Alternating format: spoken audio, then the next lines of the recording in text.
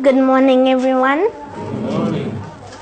I am so happy and humbled to be with all of you today, and I thank God for bringing me here. My name is Nathalie Wambui, and I'm 10 years old. I'm in class 5, and I'm an author and a poet. My first book is called Nathalie's Poems.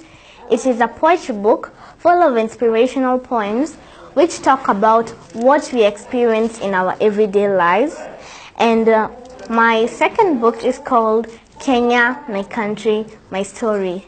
Now, the reason I wrote this book was because many people in Kenya love talking about the negative things that are happening. But I thought to myself, why can't I write all the positive things that have happened in Kenya in a book? And the second reason I wrote this book was because I wanted to celebrate all the Kenyans who have made a difference in our country. And I also wanted to state what we can do to make our country a better place for all Kenyans to live in. Recently, I have just launched my third book.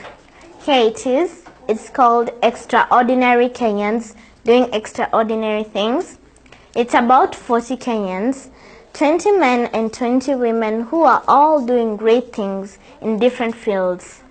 These people have all overcome challenges just to achieve their goals. I want to thank Mr. Ndungu Nyoro for having me here today, because it is such a blessing to talk to young people like you who are full of hope, dreams, and ambition. I am here to talk to all of you today about living a life of purpose, a life that will make you feel happy and content. There is a book written by a man named Gary Zukav called Seed of the Soul. And in Seed of the Soul, he defines what is true power and what is authentic power. And in his definition of authentic power, it is the kind of power that can never leave you. It will always be with you. Not your looks, not your money, and not your fame. But authentic power is when your personality comes to serve the energy of your soul. When you realize what you came to do in this world. When your personality serves the soul. When you're able to align who you are and what you came to do in this world. I thought a lot about that, and it was actually life-changing for me. Everyone was created with a solution for another person's life. God was very generous in his giving. He made sure we are all unique in our own ways. It is a problem when some of us do not realize what is unique about us. What sets you apart from the rest of the people? You may never live a happy and fulfilled life until you discover your inner ability. Your inner ability and talent will never leave you. It will always be with you. All you need to do is work on it, perfect it, and make it known to the world. By doing this, you will be empowering yourself and also empowering others. In the process, you will find a sense of purpose and a direction of where you want your life to go. Seated in this room, we have people who are already doing well in life, and we really appreciate what you have been able to achieve. And if you are seated here, still struggling to achieve something, I'm here to tell you that it can be done. And it's not too late. You can do it. The real sense of purpose comes by giving others what you have already been given. That unique resource that lies deep within you.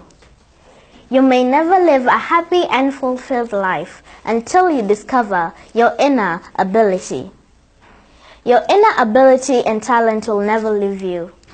It will always be with you. All you need to do is work on it, perfect it, and make it known to the world. If you don't, you will become sort of a thief. You will be robbing the world a unique resource that only you can give. It's time you become generous and share it wide and loud. That unique resource that God put in you to make you happier, wiser, richer, and more prosperous. But how will you do that? How will you use it to become truly, authentically empowered? Now, for me, it has been a beautiful thing to win an award and to meet the president and other leaders. But my true reward is in the lives that I'm able to touch, those people whom I know I have impacted. Our legacy is every life that we touch. I know this for sure. Any life, no matter how fantastic it is, no matter how glorious it seems, how many likes on Facebook you receive, any life and every life is enhanced in the giving, the sharing, and the opening of the heart space of who you truly are on the inside. Your life gets better when you find a way to share it with someone else. But how will you do that? How will you use it to become truly, authentically empowered? Now, for me, knowing that what I'm doing can inspire another child to do what they love doing, be it singing, writing, football, and many others. But I want to tell all of you today that your legacy is every life that you touch. As you live here today, the question will be, whose life will that be? How will you use yourself in such a manner that your legacy and your impact will live beyond the doing? When people started knowing that I write and the media started reaching out to me, my mother sat me down and told me that my biggest challenge was to offer myself as a good example to those who will be coming after me.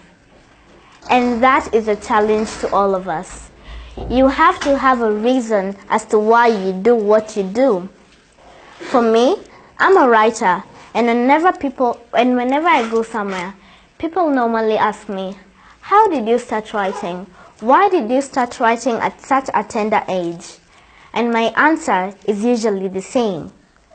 I write to open up a blind eye. I write to bring truth to life. I write to show you my opinion. I write to tell you that there is always another way to do something. I write to undress the lies. I write to bring darkness to light. I write to tell you that everyone is different. I write to tell you that not everyone will like you. I write to remind you that the world is diverse.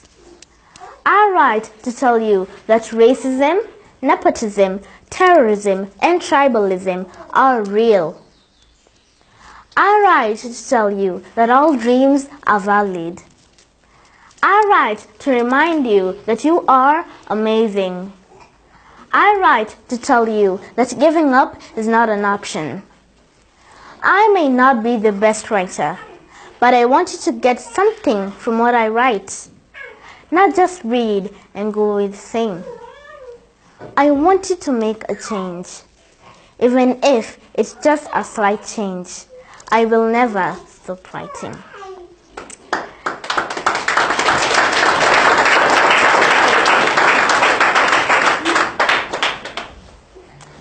Today, I cannot finish my speech without talking about God. In Him I live, I dwell and breathe. When God sparks a dream in your heart, you won't be able to let it go.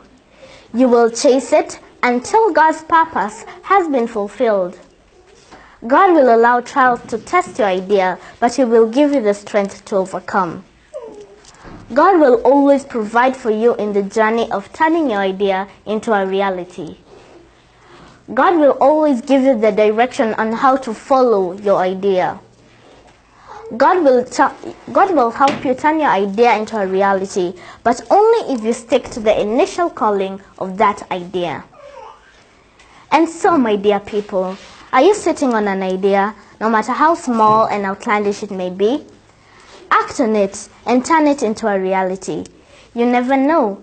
Maybe that idea can change the world for the better. Because always the world has been made up of ideas. I want you all to take your education very serious.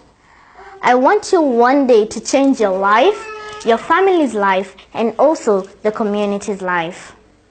I want you to be the torchbearers in the areas that you all come from. And I know that is not too much to ask from you all. And finally, I want you to be very responsible citizens and leaders of this country. Thank you.